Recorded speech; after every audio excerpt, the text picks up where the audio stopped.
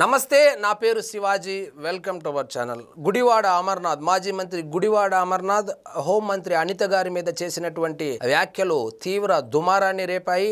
So దళిత సంఘాలు తీవ్ర స్థాయిలో ఆయన పైన విరుచుకుపడుతూ ఉన్నాయి. సో వైఎస్ఆర్సీపీ పార్టీ పైన ఇదేనా మీకు దళితుల మీద ఉన్నటువంటి చిత్తశుద్ధి అని చెప్పి వాళ్ళైతే ప్రశ్నించడం జరుగుతోంది. సో దళిత మేనమామగా చెప్పబడేటువంటి జగన్మోహన్ రెడ్డి గారు మాత్రం నోరు కూడా తెరవడం లేదు. ఎందుకంటే సో ఇప్పుడు రాజకీయాల్లో మాట్లాడుకోవచ్చు. ఆమె ఇప్పుడు తెలుగుదేశం పార్టీలో ఉంది, కూటమిలో ఆమె హోం మంత్రిగా ఉంది కాబట్టి ఆమె పనితనం మీద కావచ్చు, ఆమె నియోజకవర్గానికి సంబంధించి కావచ్చు, లేదా ఇతరతర విషయాల మీద మాట్లాడేటువంటి హక్కు ఉంది. కానీ ఆ వ్యక్తిగత విషయాల జోలికి వెళ్ళి ఒక దళిత మహిళను కూడా చూడకుండా నాకు ఒక డౌట్ ఏంటంటే, ఈ గుడివాడ అమర్నాథ్ ఉన్నటువంటి పరిస్థితికి ఆయన మాట్లాడేటువంటి మాటలకు పొంతనే ఉండదు.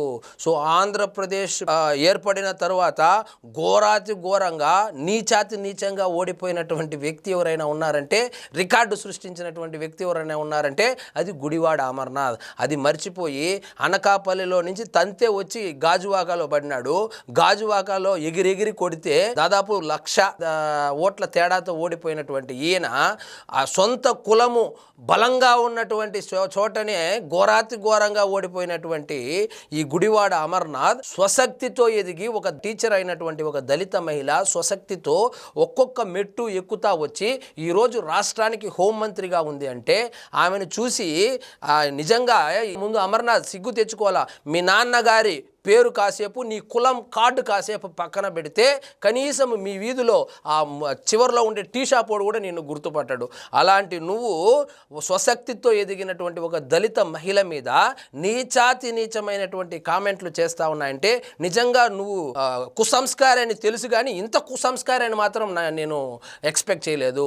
సో ఈ దళిత మేనమామగా పిలువబడేటువంటి ఈ జగన్మోహన్ రెడ్డి గారు కావచ్చు, వైఎస్ఆర్సీపీ నాయకులు కావచ్చు, ఇంతవరకు కనీసము స్పందించలేదు. అంటే వీళ్ళు వెనక నుంచి వీళ్ళే మాట్లాడిచ్చారా, కావాలనే వీళ్ళు ఒక దళిత మహిళను టార్గెట్ చేపించారా? అంటే వైఎస్ఆర్సీపీ పార్టీలో ఉన్నటువంటి దళితులు మాత్రమే దళితులా, లేకపోతే వేరే పార్టీలో ఉన్నటువంటి దళితులు కాదా? మరి వేరే పార్టీలో ఉన్నటువంటి దళితులు కూడా దళితులైనప్పుడు దళిత మేనమామగా పిలువబడే వాళ్ళు, మా దళితులు మొత్తము మా ఓటు బ్యాంకు అని చెప్పుకునేటువంటి వాళ్ళు, దళితుల కోసమే మేము పార్టీ పెట్టాము, దళితుల కోసమే మేము రాజకీయం చేస్తా ఉన్నామని చెప్పుకొని గప్పాలు కొట్టేటువంటి ఈ వైఎస్ఆర్సీపీ నాయకులు కనీసం వచ్చి స్పందించలేదు. గుడివాడ అమర్నాథ్, మీ ఇంట్లో కూడా ఆడవాళ్ళు ఉంటారు. సో రాజకీయాలు అన్నాక రాజకీయ విమర్శలు సహజము. మరి ఇంత నీచంగా ఆమె ఒక ఎవరు లేరనే, ఆమె వెనకాల ఎవరు లేరనే, ఆమె వెనకాల 163 మంది ఎమ్మెల్యేలు ఉన్నారు. గుడివాడ అమర్నాథ్, నీ వెనకాల ఎవరు లేరేమో, నీకేదైనా జరిగితే వైఎస్ఆర్సీపీ వాళ్ళు ఎవరు రారేమో మరి, కానీ ఆమె వెనక మాత్రము 163 మంది ఎమ్మెల్యేలు ఉన్నారు. కాబట్టి కూటమి పార్టీ కార్యకర్తలు అందరూ ఉన్నారు. ఆంధ్రప్రదేశ్లో ఉన్నటువంటి నిజమైన దళిత సోదరులు ఉన్నారు, సోదరీమణులు ఉన్నారు ఆమెకు సపోర్ట్ చేయడానికి. సో నువ్వు ఉన్నటువంటి పరిస్థితికి ముందు నీది నువ్వు చూసుకో. సో అది పక్కన పెట్టి ఆమె మీద నీకేదైనా ఉంటే పవన్ కళ్యాణ్ గారి గురించి మాట్లాడు, చంద్రబాబు నాయుడు గారి గురించి మాట్లాడు, నారా లోకేష్ గారి గురించి మాట్లాడు. నీ ప్రతాపం మహిళల మీద, దళిత మహిళల మీద ఏందయ్యా నీ ప్రతాపము?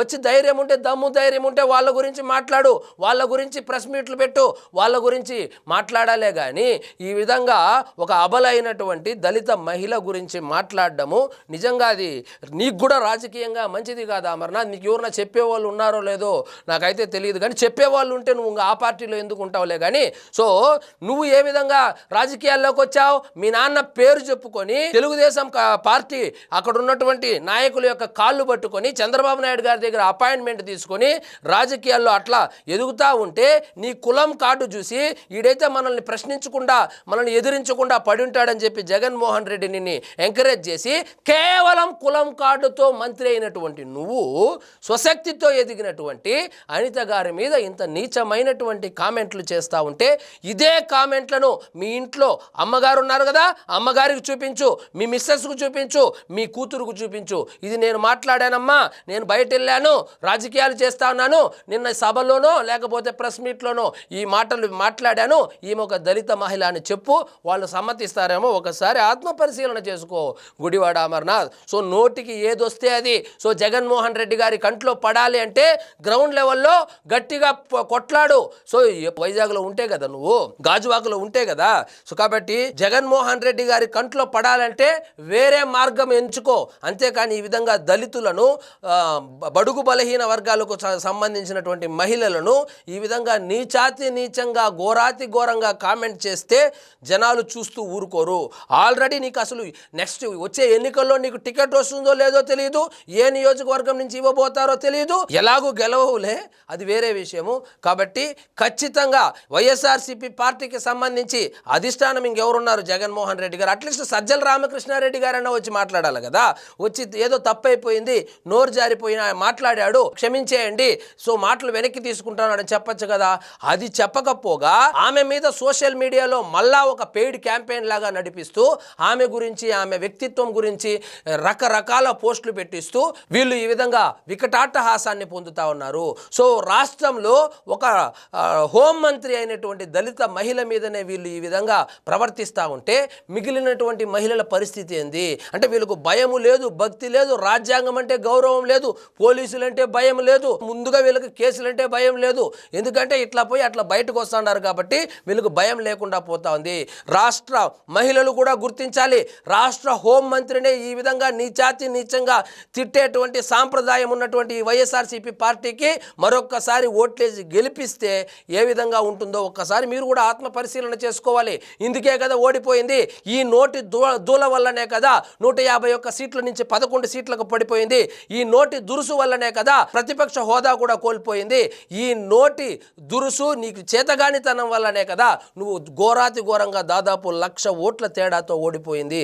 కాబట్టి గుడివాడ అమర్నాథ్, నువ్వు రాజకీయాలు చేయకపోతే పోతావు, మీ నాయన పెద్ద ఆయన పేరు నిలబెట్టకపోయినా పర్వాలేదు, చెడగొట్టకుండా ఉంటే చాలు. అయినా మహిళలను కించపరిచేటువంటి మనస్తత్వం ఉన్నటువంటి వ్యక్తి నడుపుతున్నటువంటి పార్టీలో ఉన్నటువంటి మీకు ఇంతకన్నా ఎక్కువ మీ దగ్గర నుంచి ఏం ఎక్స్పెక్ట్ చేయగలము? ఆయనేమో వాళ్ళ సొంత చెల్లిని తల్లిని ఇంట్లో నుంచి తరిమేస్తారు, మీరేమో కనపడినటువంటి వాళ్ళనంతా తిడతా ఉంటారు. సో రాష్ట్ర హోమ్ మినిస్టర్ అని కూడా తెలియకుండా ఆమె మీద కూడా ఇంత చౌకబారు నీచమైనటువంటి కామెంట్లు చేస్తూ ఉన్నారంటే జనాలు మాత్రం చూస్తూ ఉంటారు. అమర్నాథ్, ఖచ్చితంగా వచ్చే ఎన్నికల్లో కూడా ముఖ్యంగా దళిత సంఘాలు కావచ్చు, దళిత యువత కావచ్చు, ఖచ్చితంగా గుడివాడ అమర్నాథ్ను దగ్గర నుంచి క్షమాపణ కోరాలి, డిమాండ్ చేయాలి. ఎందుకంటే ఒక హోంమంత్రికి పరిస్థితి ఇలా ఉంటే మిగిలినటువంటి దళిత మహిళల పరిస్థితి ఎలా ఉంటుందో ఒకసారి ఊహించండి. కాబట్టి ఈరోజే మీరు ఇలా వదిలేస్తే రేపొద్దున ఇతర దళిత మహిళలతో కూడా వీళ్ళు ఇదే విధంగా ప్రవర్తిస్తారు, ఇదే విధంగా మాట్లాడతారు. కాబట్టి ఖచ్చితంగా దళిత సంఘాలు గుడివాడ అమర్నాథ్ను ఖచ్చితంగా ఆయన మాటలను ఖండించాలి, ఆయన దగ్గర నుంచి క్షమాపణలు కోరాలి. వైఎస్ఆర్సీపీ పార్టీ ఏదైతే ఉందో ఆ పార్టీ కూడా ముందుకొచ్చి ముందు అనిత గారికి క్షమాపణలు చెప్పాలి. సో ఇదండి ఈరోజు మన టాపిక్. మీకు ఈ వీడియో నచ్చినట్లయితే లైక్ చేయండి, షేర్ చేయండి, ఛానల్ మాత్రం సబ్స్క్రైబ్ చేసుకోవడం మర్చిపోవద్దు.